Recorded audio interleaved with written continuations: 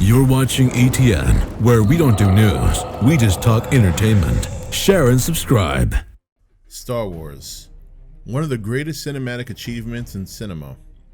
A space opera that took the world by storm back in 1977 and built a fan base through the generations up to this point. I can remember when I first saw the movie, I was instantly hooked.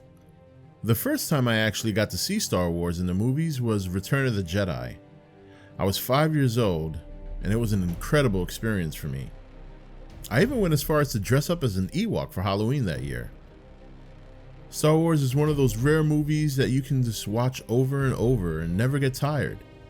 This is what I did until the prequel trilogy came out, and while that was not as captivating, it was still nice to see on screen. That leads us to now. Another trilogy about to complete what is being dubbed as the Skywalker saga. But the excitement isn't there for everyone. The passion and frenzy I recall so many fans having is not really at the fever pitch level it once was. My, how Star Wars has fallen from grace. And why is that? What's gone wrong? The first thing most disgruntled fans will tell you is that it's SJW and leftist propaganda being inserted into the trilogy. While this is true to an extent, I blame the media more than anything for pushing that. Social media and other media outlets are flooded with people who wish to politicize anything and everything.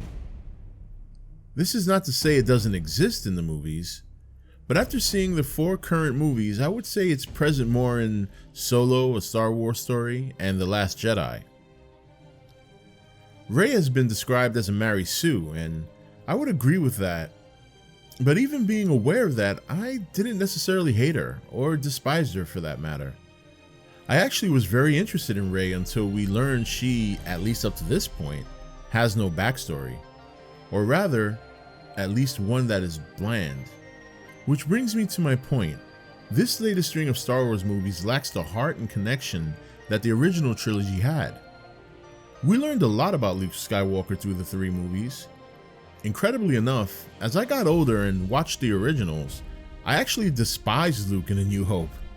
He whined and was annoying, and by the end of Return of the Jedi, I thought he was a badass, strong in his convictions and determined to bring his father back from the brink of the dark side. That kind of development and strength is what made Luke's journey so incredible and gravitating. With Rey, it started that way, and while we can criticize her instant knowledge of the Force, initially my thought was, hey, here's this mysterious character with a connection to the Force like we've never seen. I was excited to learn more about Rey, why she had such a strong connection. The same thing with Finn. When we first met him, he questioned what the First Order was doing. What was it about Finn, who was trained to serve the First Order since birth, to suddenly see how evil they were? What happened throughout his journey that made him question what he was doing? Through 2 movies, we know little to nothing. By comparison, it did not take long to learn about Han, a pirate turned hero. Fell in love with a princess, a character who grew from being selfish to being selfless.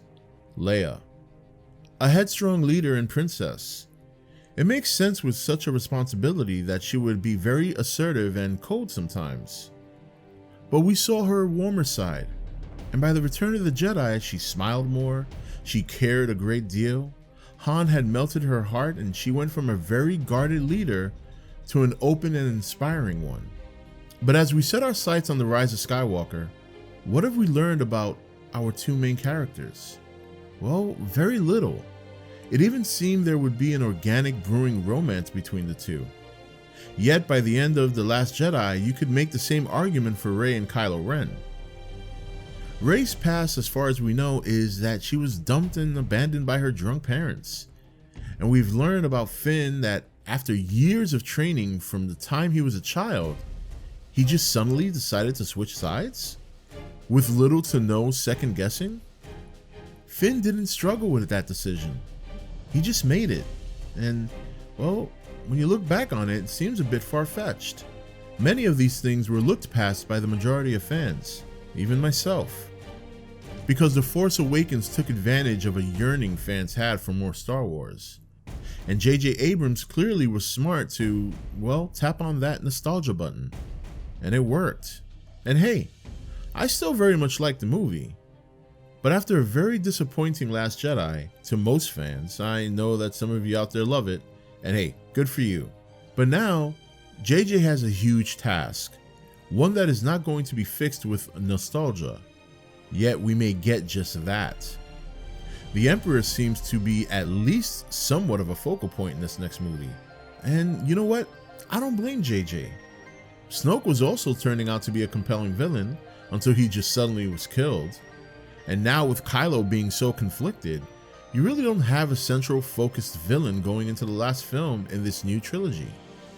Palpatine returning, to me at least, seems like someone hit the panic button.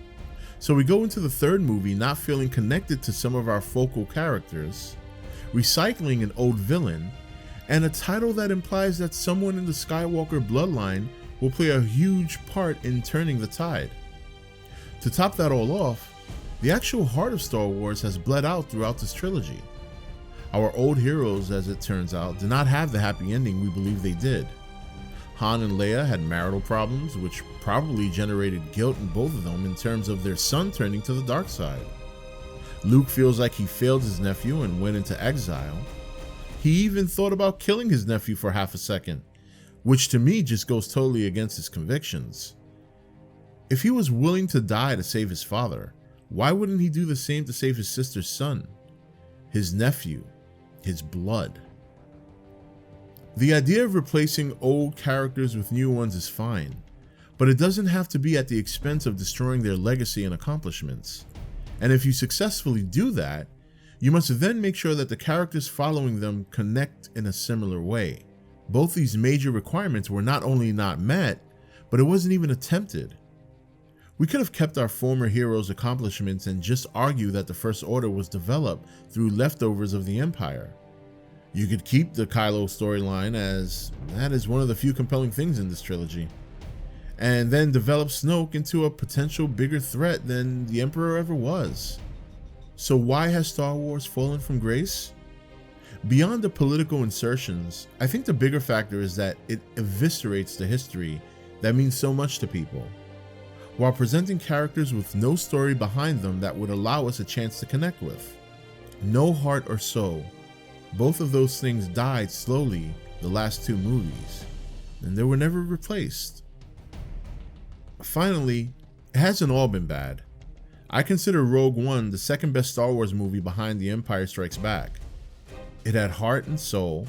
We saw a group of people come together to make a sacrifice for the greater good. We learned more about Jyn Erso in one movie than we have Rey in two. Most importantly, it does not rely on an epic lightsaber battle to save it, and only used Vader and Leia at the end as a way to connect it to A New Hope, not hit the nostalgia button. I hope you enjoyed this video. Let me know in the comments how you feel about the current Star Wars situation, how you felt about the original trilogy, and if you're new here, please hit the subscribe button and share this video and like it, as it helps the channel a great deal. Until the next one, this is Rob signing off for E.T.N, where we don't do news, we just talk entertainment. Take it easy.